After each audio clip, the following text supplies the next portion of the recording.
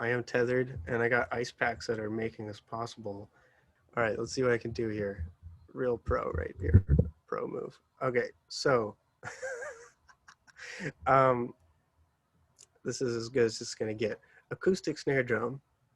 There is a mic in there, and the sensory percussion sensor is right there, um, right there. And I'm using a drum tortilla to kind of muffle that area. And I find that that makes it really easy to train the drum because sensory percussion uses machine learning. So you have to teach it what all the sounds of the drum sound like. And this, I'm using a calfskin head, which is probably a horrible idea considering the weather inside right now, but uh, it's working fine overall.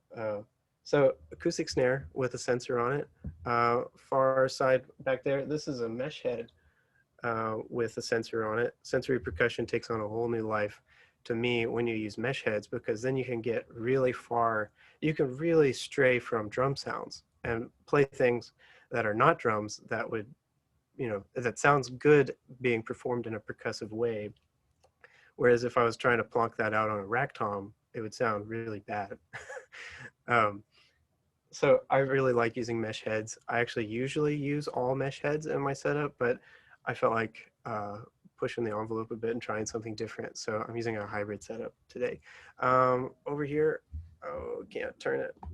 That's a rack tom tuned super high. And I just have a ride and an overhead.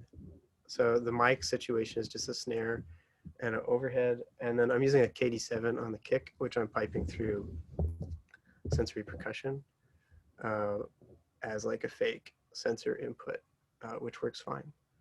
So that's a setup. And then I process all that through sensory percussion to get, all the controllers and MIDI notes out of it. And then I'm on the drum side, I was pretty limited in how I could process the drums. That's all a pretty fresh experiment still. Um, just with CPU stuff because I wrote the song and decided where to spend CPU and stuff according to the mesh head setup. But now, like with the live stream setup, I have to present the drum audio as well. So I just leaned really hard on the drum bus, a drum bus with two S's. Um, this thing sounds incredible just to warm things up and cut things out. But yeah, it's pretty minimal processing. That's the kick trigger, which is a sample coming from sensory, and this is my snare mic and the overhead. So yep, that's the setup. This is it. This is the whole song right here. Um, I am using, I have a, so I kind of glossed over this and just hopped into the deep end, but I, my thinking behind structuring a composition is let's lean really hard on automation to create changes that aren't very musical to do from the drums, like changing what samples are available or, the transposition of MIDI notes and stuff. Um, so I have all of that happening and these dummy clips here. So this is the whole song. Uh, and I have each song in a different scene, or sorry, each section of the song in a different scene. And then with each of those scenes, I could select a different kit in sensory percussion, which pulls up new samples and new controllers.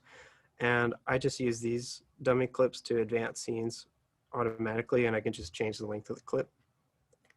And then all of these dummy clips over here have either the sequence, like the sequence of the MIDI notes that I'm going to sample and hold via the drums, uh, or the instruments that I'm going to play. I am a big fan of the chain selector and automating that to pull up different instruments for per section. Because if I had a different track per instrument, this would be way bigger than it already is, and that's a lot of tracks for one song, in my opinion, at least. So yeah, it all happens here. Um, and then if I like when I record it, I would record this whole thing and then hop over and like do normal mixing workflow over there. When I first got into this, I actually went very deep into the modular world because I thought that like, cool, if I want to be able to interact with all of this stuff using all the sweet controllers from sensory percussion, I got to get that as a voltage on a cable so I can just patch it into whatever I want to do.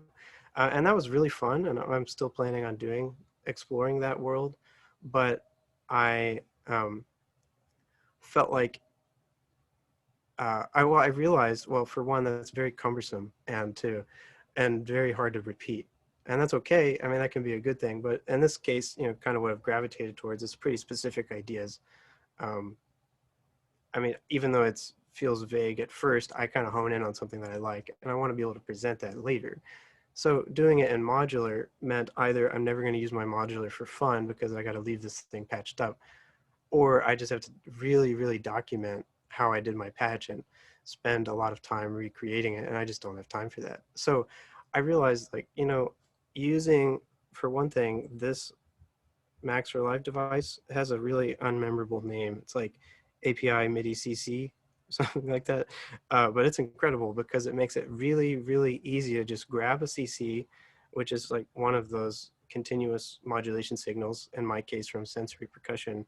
And then you can just click here to map and then click the parameter, much like mapping macros.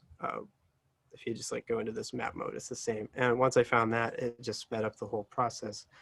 Um, anyway, I kind of rambled there, but uh, the other things that I couldn't, like a limitation that I couldn't do, I was able to pull it off in Max pretty easily, relatively easily, like with uh, the sample and hold devices. And then in that song, I was using another device, Legato Gelato, which is sort of like a cousin of sample and hold, except instead of sampling, I think it's more of I think track and hold is the right word, where for a duration, it will let MIDI like pitch information through, and then it'll clamp it down. So in this case, I'm just triggering this from the drums, but the sequence that is controlling Legato Gelato is, I think, this.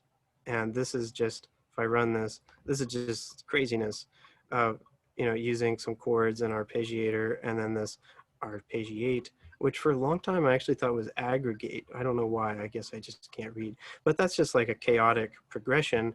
And then when I play the kick, it lets those notes through. And it was really important for me for the beginning of it to trigger a new note and not just be like riding the volume on something.